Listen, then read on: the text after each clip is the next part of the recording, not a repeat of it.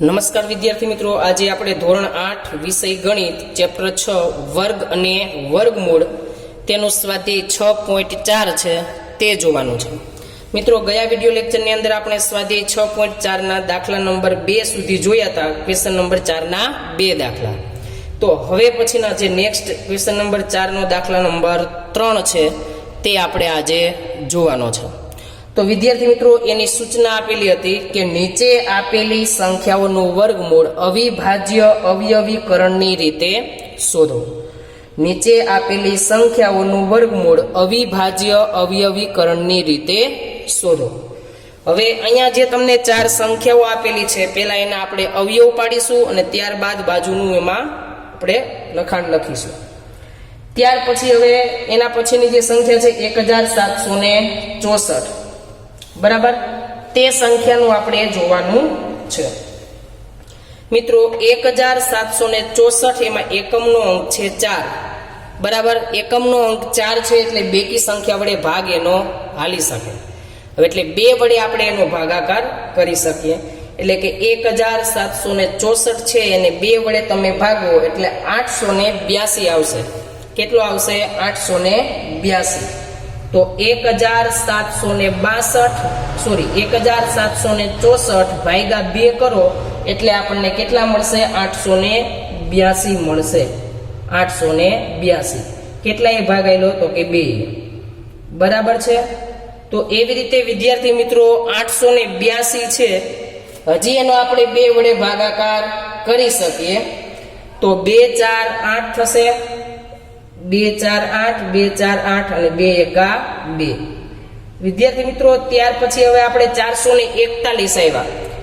પાછળનો અંક એકમનો અંક એકી સંખ્યા છે એટલે 2 વડે ભાગ ન ચાલે તો 3 વડે. તો 441 છે એને તમે 3 વડે ભાગો એટલે 147 આવશે. 147 કેટલા એ ભાગ લેવો? 3. ત્યાર પછી પાછળની સંખ્યા હજી 7 છે, 147 ભાગ્યા 3 કરો એટલે આપણને આવશે 49, બરાબર. કેટલા ભાગ લેવો? તો 3. અને 49 થશે. 49 અને 7 એકા 7. તો આવી રીતે વિદ્યાર્થી મિત્રો આપણે એના અવયવ પાડી શકીએ. હવે બાજુમાં જે છે કેવી રીતે 1764 કોનો વર્ગ છે, બરાબર, તે જોવાનું છે. તો આપણે અહીંયા બાજુમાં લખશું 1764 એના અવયવ કયા આવ્યા? તો કે 2 ગુણ્યા 2 ગુણ્યા 3 ગુણ્યા 3 ગુણ્યા 7 ગુણ્યા 7, બરાબર. 2 કેટલી વાર? 2 વાર. 3 કેટલી વાર? 2 વાર. 7 કેટલી વાર? 2 વાર. તો અહીંયા આપણે લખશું 2 કેટલી વાર? 2 વાર. 3 કેટલી વાર? તો કે 2 વાર. 7 કેટલી વાર? તો કે 2 વાર, બરાબર. તો આપણે અહીં લખશું 1764 પણ શેમાં લખશું? વર્ગમૂળમાં, બરાબર. બધાયમાંથી અહીંયાથી નીકળશે 2, આમાંથી નીકળશે 3 અને આમાંથી નીકળશે 7. આપણે ગુણાકાર કરશું. 7 તેરી 21, 21 દુને 42, એટલે કે 42 ગુણ્યા 42 કરો તો 1764 મળે છે, બરાબર. તો વિદ્યાર્થી મિત્રો, આવી રીતે આપણે આના અવયવ પાડી શકીએ. એના પછીની નેક્સ્ટ સંખ્યા છે 4096. 4096. હવે અહીંયા જોઈએ તો 4096 માં છેલ્લો એકમનો અંક જે છે એ બેકી સંખ્યા છે એટલે 2 ભાગ પડી શકે, બરાબર. તો 4096 ને 2 વડે ભાગ પાડો તો અહીંયા આવશે 20, અહીંયા આવશે 48, બરાબર. 2048. હજી 2048 ના 2 ભાગ પડે મિત્રો તો અહીંયા આવશે 1024. હજી 1024 ના 2 ભાગ પડે તો કેટલા લખી શકીએ? 512. હજી 512 ના 2 ભાગ પાડી શકીએ. કેટલા? 256, બરાબર. 512 ના 2 ભાગ પાડો એટલે 256. 256 ના હજી 2 ભાગ પડશે. કેટલા? 128, બરાબર. 128 ના 2 ભાગ પડશે કેટલા 64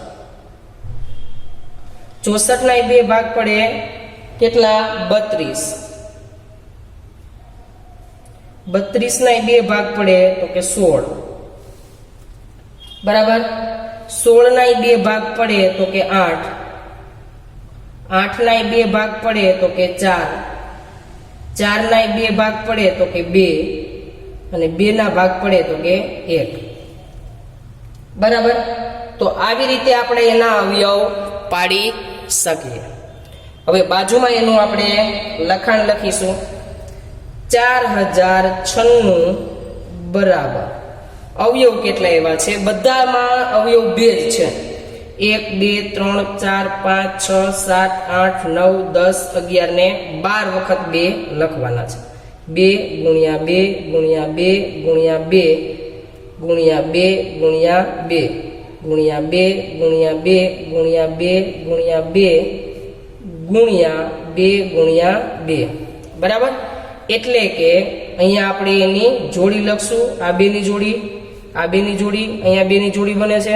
અહીંયા 2 અને અહીંયા 2 બરાબર એટલે આમાંથી આપણે લખશું 2 કેટલી વાર 2 વાર 2 કેટલી વાર 2 વાર 2 કેટલી વાર 2 વાર 2 કેટલી વાર 2 વાર 2 કેટલી વાર 2 વાર અને 2 કેટલી વાર 2 વાર બરાબર તો અહીંયા આપણે લખીએ કે 4096 ને આપણે વર્ગમૂળમાં દર્શાવીએ તો એને આપણે એક અંક કેમ લખી શકીએ 2 ગુણ્યા 2 ગુણ્યા 2 ગુણ્યા 2 ગુણ્યા 2 ગુણ્યા 2 હવે આપણે બધાનો ગુણાકાર કરશું 2 2 4 4 દુ 8 8 દુ 16 16 દુ 32 32 દુ 64 એટલે કે 64 ગુણ્યા 64 કરો 64 ગુણ્યા 64 કરો તો 4096 મળે છે બરાબર તો વિદ્યાર્થી મિત્રો આવી રીતે આપણે એના અવયવ પાડી શકીએ ત્યાર પછીનો હવે આપણે દાખલો જોવા જઈએ તો છે 7744